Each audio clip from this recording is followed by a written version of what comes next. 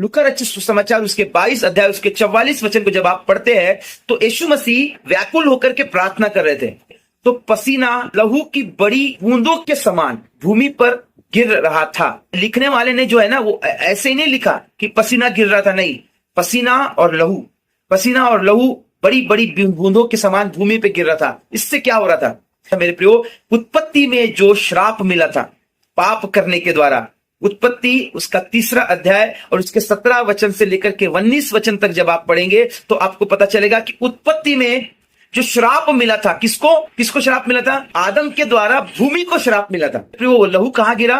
भूमि पे गिरा। वो लहू कहां गिरा? भूमि पे गिरा। और जैसा वो लहू भूमि पे गिरा मेरे प्रियो, भूमि श्राप से आजाद हो गई।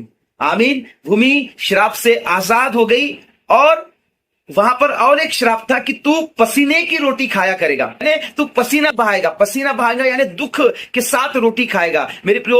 और जैसे ही मिक्स होकर के पसीने के साथ वो यीशु मसीह का जब लहू मिक्स हो गया तो मेरे प्रियो आपका और मेरे वो पसीने का भी श्राप वहां पर क्या हो गया? टूट गया। Praise the Lord.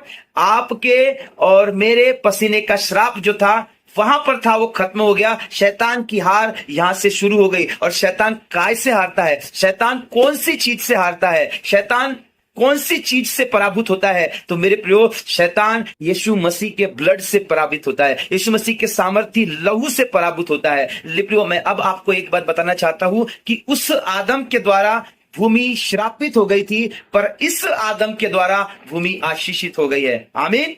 उस आदम के द्वारा भूमि श्रापित हुई थी, इस आदम के द्वारा यानी यीशु मसीह के द्वारा, यीशु मसीह के वो लहू की बूंदें जो भूमि पर गिरी मेरे प्रियो, उसके द्वारा भूमि आशीषित हो गई। अब मत कहिएगा कि भूमि श्रापित है। आमीन। क्योंकि इस भूमि पर यीशु मसीह का लहू बहा है और वो लहू आपके और मेरे छुटकारे के लिए जितना बहा था उतना ही इस भूमि को आशीषित करने के लिए, इस भूमि की छुटकारे के लिए बहा है। मेरे प्रियो,